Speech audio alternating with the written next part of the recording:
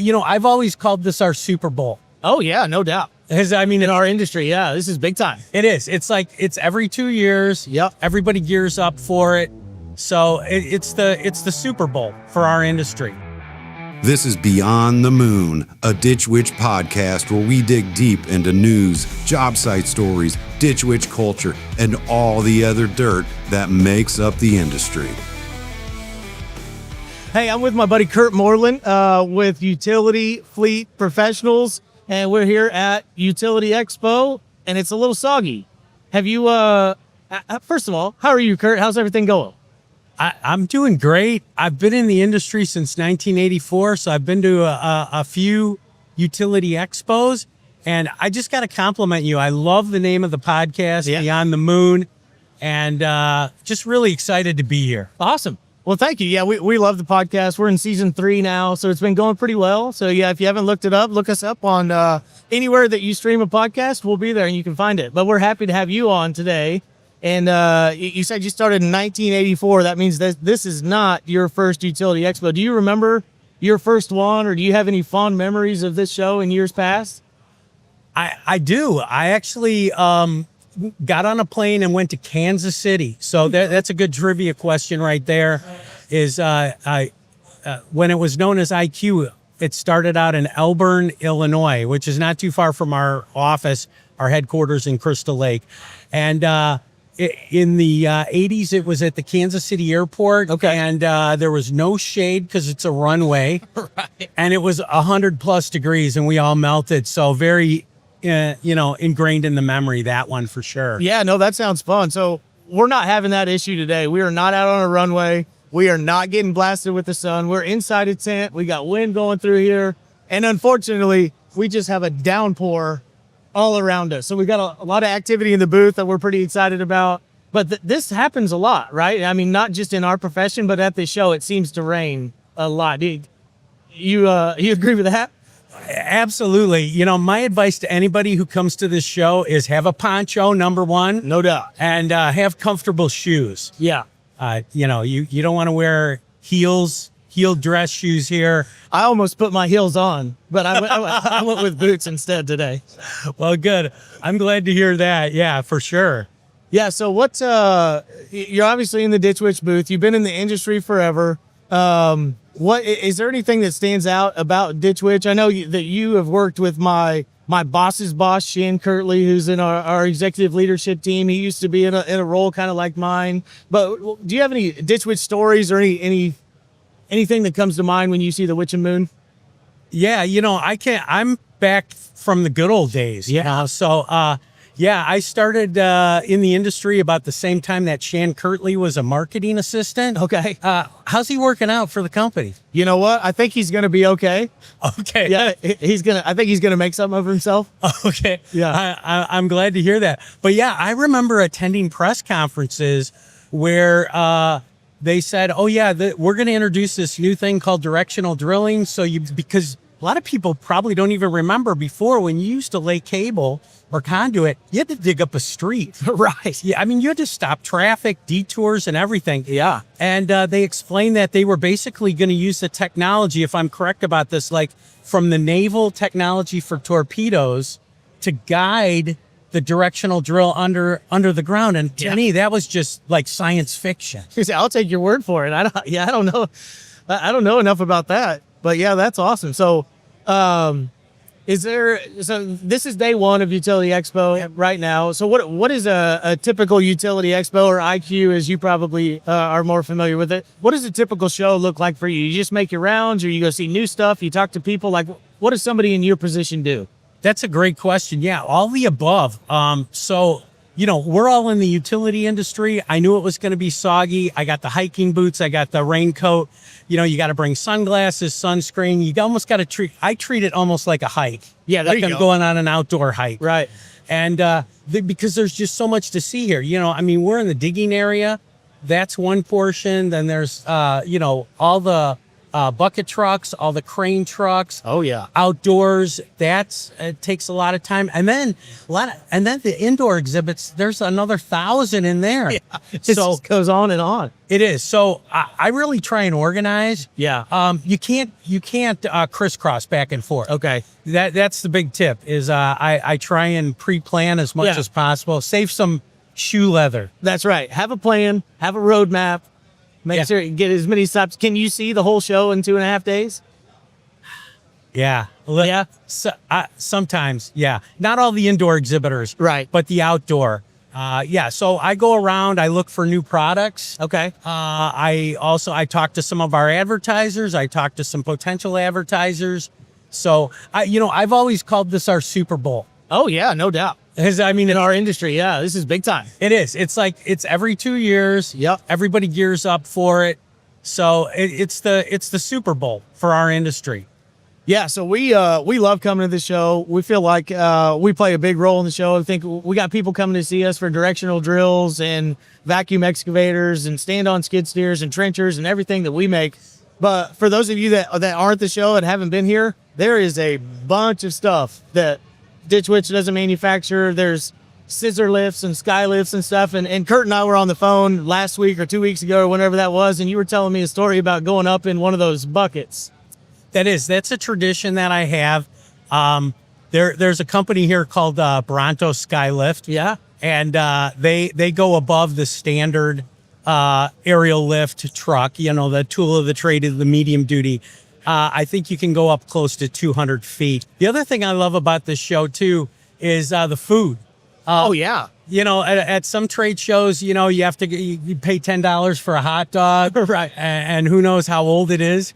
And here, I mean, you get these the fresh food vendor, like food trucks, Right. And the people are local and they're really nice, and so I think that makes it unique too. And yeah, you guys are always growing, acquiring, or innovating new products and great apparel. That's another memory. As I used to always stop by and get a Halloween, Ditch Witch. Oh, it's perfect for Halloween. It's Yeah, so good. You guys lead into it, so get something for the wife or daughter. Oh, so yeah. that's always good too. Well, yeah, anybody that's watching, you can see behind us, we got our underground outfitter store, all kinds of Ditch Witch stuff for sale. Hop online and buy some stuff. But I did want to talk to you.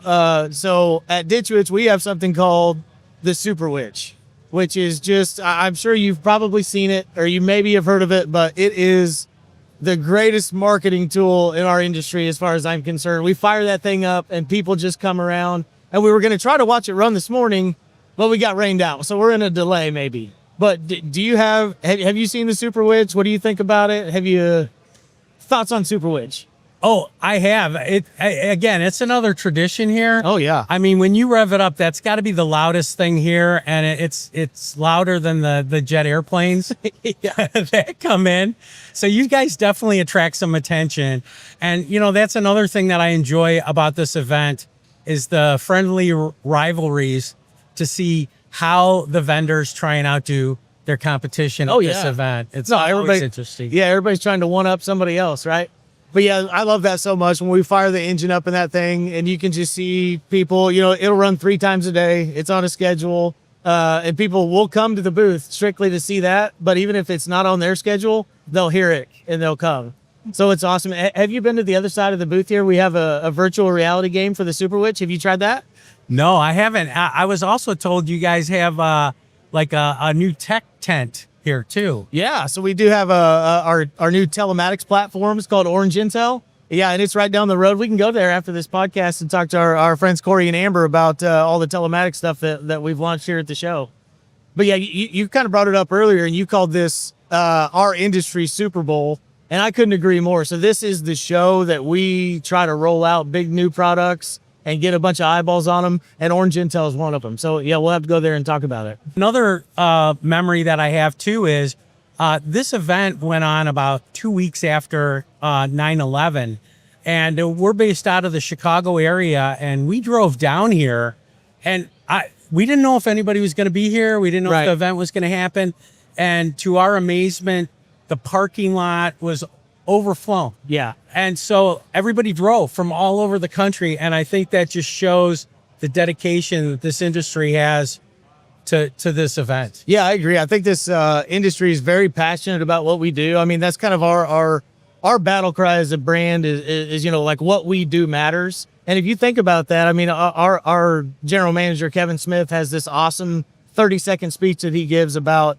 the first 30 seconds of your day, Ditch Witch and other underground utility installers have made an impact on your life, right? You wake up and you look at your phone and check sports scores or whatever. Well, we developed the products that help install that to bring data into your house. You flip the light switch on, we helped deliver that power to your house and things like that. So yeah, I couldn't agree more that this industry is very dedicated to what they do. And I think it's a testament to that right now is it's just dumping rain outside and it's busy. Yeah, There's people absolutely. here. Well, on that note, my daughter, who's a 4th grade teacher, Yeah. she and I collaborated on a children's book. Oh, really? Yeah, and it's called Bucky the Bucket Truck Saves the Day, and it's all about that. I was inspired by seeing some children play with some die-cast bucket truck at Lineman's Rodeo, and just kind of like the magnitude of what their parents sacrifice for them. And so one night when I couldn't sleep, I wrote the script for this, and it's basically kind of a takeoff based on Hurricane Katrina and a personal thing that happened. We had a tornado go through our area and we were without power for a week. Oh, yeah. And so it's kind of like, I relate, it's like camping in your house if you don't have utilities. Yeah, it's tough. And so anyway, I ran across this illustrator in my hometown. I love buffaloes, being in Oklahoma area. I'm sure you can relate to the buffalo. yeah. And she had drawn a caricature of this buffalo that was on the loose Okay. out in our community. And I'm like, who am I going to get to illustrate this? And I look up on the wall and there's her illustration. And I collaborated with her, and it's really cute. It's kind of like Cars meets the utility market. Okay. So I've got a copy of a coloring book for you. I'll give it to you on my way out. Awesome. Yeah. I love it. So, is that your the only book that you've written, and when were you part of that? Like, when did all that take place? I mean, that's awesome. It actually occurred 2 years ago before Utility Expo. Okay. It was a self-imposed deadline that I wanted to have it done so I could show it here because I knew the people in the market would appreciate it, and then handed it out at Lineman's Rodeo to the families. Oh, okay. There is a backhoe in it. I think Becky the backhoe. No directional drilling equipment. What? But you know what? I think that could be part of the sequel. There you go. Yeah. And that's good. You need like Daryl the drill or something like that. But yeah, you said something that kind of inspired that was maybe like a die cast model of some equipment.